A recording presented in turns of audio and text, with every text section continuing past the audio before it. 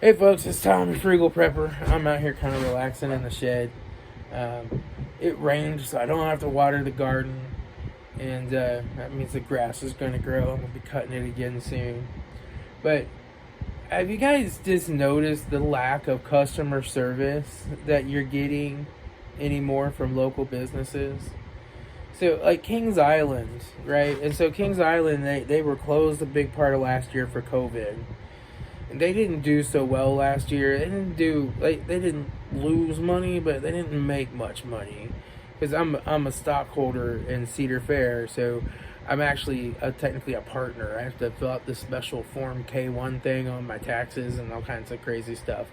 Because like you actually enter into a partnership with them when you buy stock in them. But it's kind of nice because you kind of get to see all of the figures and how they did for the year. And, now, so Friday night at Kings Island, which is our local Cedar Fair park, I was not there. I was busy doing stuff here, and I knew it would be crazy because it was their first official day open to the whole public. And it was a really warm day, too. But they didn't have any drink places open, any places open for people to get something to eat. You were waiting 45 minutes to an hour just to get a drink. You pay all this money with your platinum pass to get the drink plan, but then you can't actually get up there with your card to get a drink. You're still waiting an hour to get your $30 Coca-Cola, right? It's insane. Like, for the amounts that they charge for things, they can afford to pay people more to get them to come work there. And if you don't have people working there, that takes a fun day. When you can't drink and it's 85 degrees and you're on blacktop standing in line to ride rides, it makes it an absolutely miserable day that you wish you can't come, right? And so anyway, I guess towards the end of the day there, Saturday, it was last Saturday, they had some fights break out in the park and in the parking lot, and I guess it was pretty bad. Like the Kings Island security guards that don't really do anything had to call in the Mason police, and the Mason police had to call in the Ohio State Highway Patrol for backup, and they ended up closing the park early.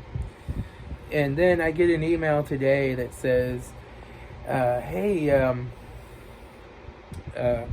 we're going to be closing early, like all year, like at 8 o'clock. So what does this mean? I can't hang out till 10 o'clock when the park closes and watch the fireworks anymore, because it's going to be daylight.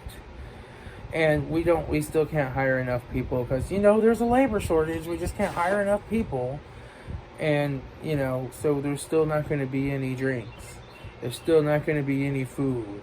There's still not going to be enough people. That's not my problem. I paid my money for my gold passes.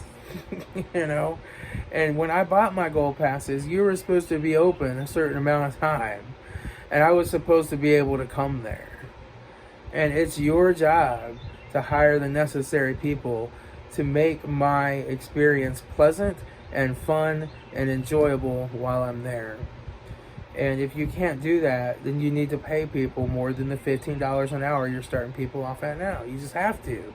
You have to have the people to make the drinks and do the stuff. You have to, And if your park's that crazy busy, you can afford it because you're making money hand over fist. So, I bought platinum passes at another park that's an independent park. It's called Holiday World. It's in Santa Claus, Indiana. It's about a 3.5 hour drive to get there. But it's so worth it because they have free drinks. So there's never a line by all these drink machines that they have set up everywhere. You just go get your drink. It's free. It's free. You can get as many as you want. Free. The lines are never that long. They have more shaded spots, more spots to sit down. I mean, it's just a really nice park. They only have like 5 big coasters, and the one's so rough that it's not worth riding. But the other coasters are really great coasters, and we always have fun there. So we got their platinum passes, $185 a person for a platinum pass, and it was worth it. It's worth it. Don't get me wrong, I'll still go to Kings Island this year, and I'll still ride the coasters, but it's starting to sound like it's becoming kind of a crap hole. Uh, so let's talk about like Harbor Freight. Harbor Freight. I wanted to get a small vise to put on my bench today, and I asked Alexa what time Harbor Freight closed, and Alexa's like, "Oh, they're already closed. Like they closed at 7:00. We used to be open until 9:00. They decided to shorten their hours for the COVID, and they never expanded them. If you're not open when I happen to want something, then you're probably not getting the sale." Because what did I do? I logged on to Amazon from my phone. I found a nice little cheap vise for $30, and it'll be at my door Friday. And today's Wednesday. Although Amazon, their shipping is getting a little bit longer and iffier these days, but they're hanging in there. They're getting it back slowly. But that's why Amazon's so busy right now. They can't hire enough people. They can't hire enough drivers, and they pay really well. And they cannot get enough people because everybody else is so tired of dealing with these stores. We have a local handyman. Every time I get ready to go there, I pull up and I'm like, oh crap, they're closed. Well, I got to go to Lowe's or Home Depot or just order it on Amazon, But even Home Depot, they'll say they have it in stock on their website, and you'll drive over there just to find out that they don't. And so a lot of times I just order that online rather than going through the store, and it just shows up on my door. All these Ryobi tools I bought them online. They show up at my door, and I don't have to worry about driving over there. And that's becoming a recurring theme.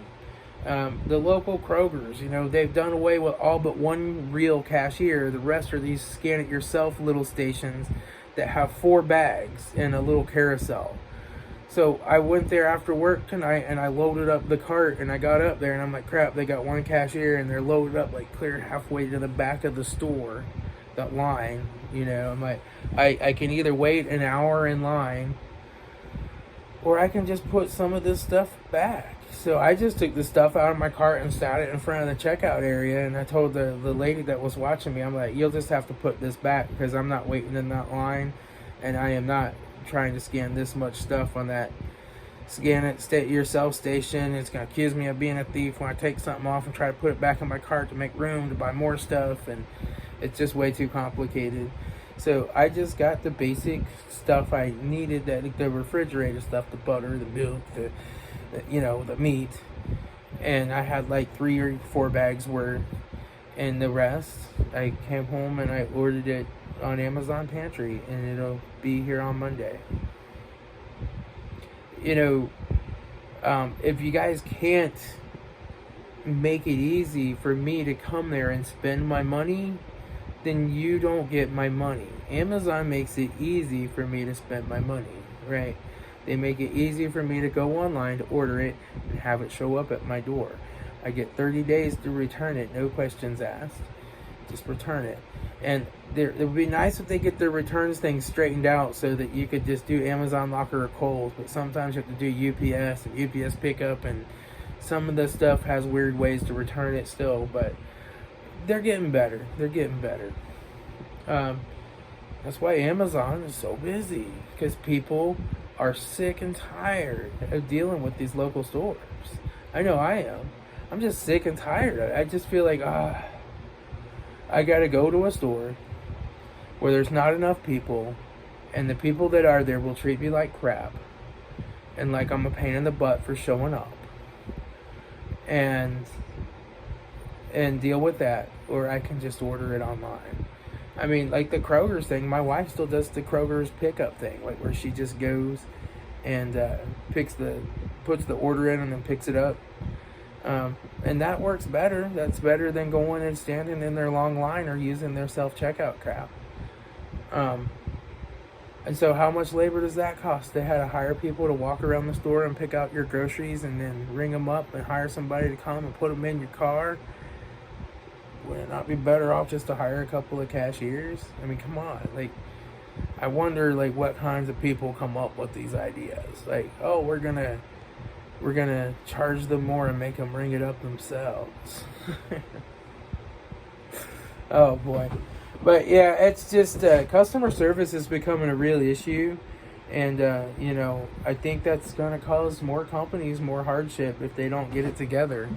I mean, they just have to. I mean, there's a supply and a demand, and labor is in high demand right now. And if you want somebody decent, you're going to have to pay the price, because there's less decent people out there on the labor market because they're still getting their unemployment and all that. And they're happy doing that for now. But anyway, it rained. I don't have to water the garden. That's good. So I got my bug zapper up outside the shed. Put that on an Alexa control so it turns it on and off at night. I got me a main light out here. It's one that somebody sent me it to review on my YouTube channel a long time ago, and then they wanted to look at the video before I reviewed it, before I posted it, and so I sent them a link to the video and it bounced back. So I tried to email the company, and I think the person that sent it to me that wanted me to review it no longer worked there. So I just never posted the review and kept the light. It's a nice little light, but I put that up. It's on an Alexa timer, so it kind of illuminates this area out in front of the shed really well. I got my Color Wise camera put up out front. That thing works. Color night vision. It's color night vision. It works really, really well. I put my flag light up so my flag's illuminated at night again. It's kind of part of the flag code, I think, that you're supposed to keep the flag lit up at night. And, I wasn't in the military or anything like that, but I try to be respectful of the flag and do the right things by the flag as much as I can, even though it's not like a crime to not adhere to the flag code. But, I try to do the right thing by it. The flag still stands for freedom. But I don't know. Freedom seems to be you seem to have to get a few too many permits and licenses to have the freedom these days. The FFL application. So the city has a law, a zoning law that says you can't use explosives or combustibles in a home-based business unless they're something that's commonly used for a domestic purpose. So they said no. I had to sign a letter to the ATF agent saying I withdrew my application. And now I talked to the head zoning guy, and then I sent him a response back, and he didn't respond. So then I emailed the city's law department and explained that I have the right under Ohio law to keep ammunition and reloading supplies and parts in my home and use them. And Ohio has universal gun laws. It's called ORC 9.68. So it clearly is generally used for the domestic purpose of reloading my own ammunition. And so then after I sent that to the lawyer, later that day I get an email back from the zoning guy who wouldn't respond, saying that I can file for I can't file for a variance, but I can file to appeal his decision with the zoning board. So I got to figure out how to do that, and if they charge money to do that, to try. But then once I do that, if I get them to grant me the right to do it, then I'll have to go and redo my fingerprint card, passport photograph, and application, and send that back to the ATF. And then I have my ATF agent's email address and phone number, so I can get a hold of him ahead of time and say, hey, the city did grant me permission to do this. I'm reapplying, so when you see my application come through, you'll know. Just to kind of give him a heads up. I'm sure he still has to call and check, but I want him to know I'm not just reapplying to reapply. Like I actually did something. But that's where I'm at with that. It's just kind of crazy how many hoops the government will make you jump through just to be able to load a few rounds of ammunition and sell them to a friend, you know, or just to have the right to, just to have the ability to. I might never sell a single round of ammunition to a friend, but I might want to. So I would like to be able to do that. I own it. I made it. I own it. Why can't I sell it? You know? Because it's ammunition. And, you know, the weird thing is if we're talking black powder rifles, I could sell you the black powder balls. I could sell you the black powder. I could sell you the percussion caps. But once we assemble them into a cartridge, now you have to be an FFL, have a license to sell that. It's just kind of crazy. But, you know, they try to make gun laws. I don't know. I think people think they're doing something to make people safer, but it just doesn't usually work out that way. But, you know, it's not worth doing it and then ended up in a federal prison, right? It's just not worth that. So I'm not going to do it unless I'm clearly licensed to do it and it's 100% legal and on the up and up. So it's not worth that to make a few extra dollars, right? You know, I can find another way to make a few extra dollars. But anyway, that's all I got. I'll talk to y'all later. This is Tom, your Frugal Prepper.